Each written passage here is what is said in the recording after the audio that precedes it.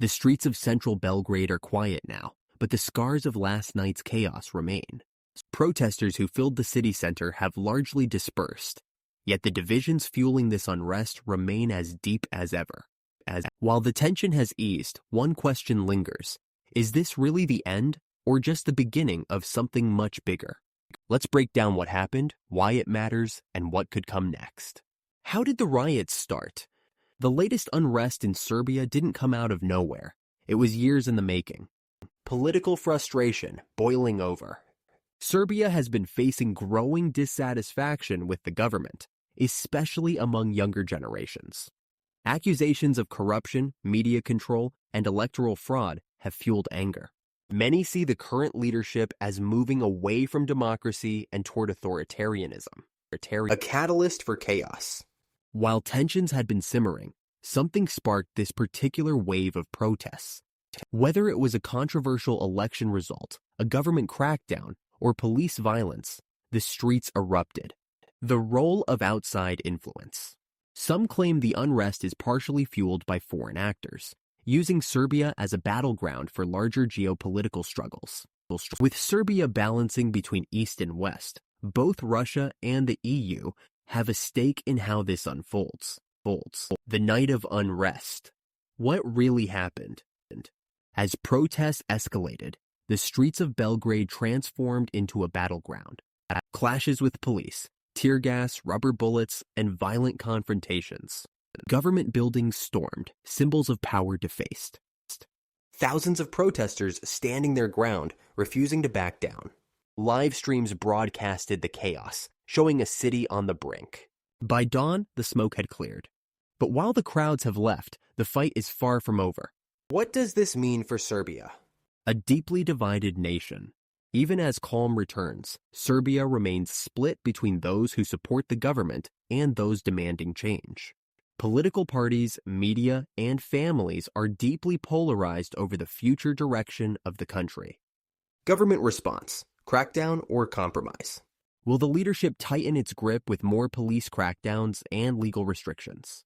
Or will it offer reforms to ease tensions and prevent further uprisings? The risk of future protests. If grievances aren't addressed, this calm may be temporary. The next spark, whether economic struggles, a political scandal, or another election, could send people back to the streets. The international angle. Who benefits? Serbia's instability isn't just a domestic issue. It has global implications. Russia's interests. Serbia has historically been a close ally of Russia, and Moscow could use unrest to strengthen ties and push back against Western influence. If the government leans toward the EU, Russia may support opposition groups to maintain its foothold. The European Union's stake. The EU wants a stable Serbia, ideally one that aligns with European values and policies. But unrest and authoritarian shifts complicate Serbia's path to EU membership. The US and NATO. If protests lead to instability, Western powers may intervene diplomatically or economically. Serbia's position in the Balkan region makes it a strategic concern for NATO. What happens next? With tensions still high, Serbia's future remains uncertain. Here are the key scenarios. Government crackdown. If the leadership sees protest as a threat, we could see harsher laws, media restrictions, and mass arrests. This could temporarily silence dissent or trigger even larger resistance. Opposition gains strength. If protests continue and gain international support, the opposition could organize more effectively.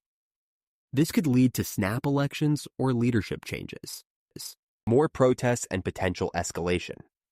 If economic issues worsen or another controversial event happens, demonstrations could return even stronger. A prolonged crisis could destabilize Serbia for years to come. Final thoughts. Is this really the end? Belgrade's streets may be calm today, but Serbia's political turmoil is far from over. The next few months will determine whether this was a temporary uprising or the start of a revolution. Will the government tighten its grip or make concessions? Will the people rise again or retreat into silence? And most importantly, will Serbia's leaders listen before it's too late? Let me know your thoughts in the comments. Do you think Serbia's protests are over or just getting started? Don't forget to like, subscribe, and hit the bell for more global analysis.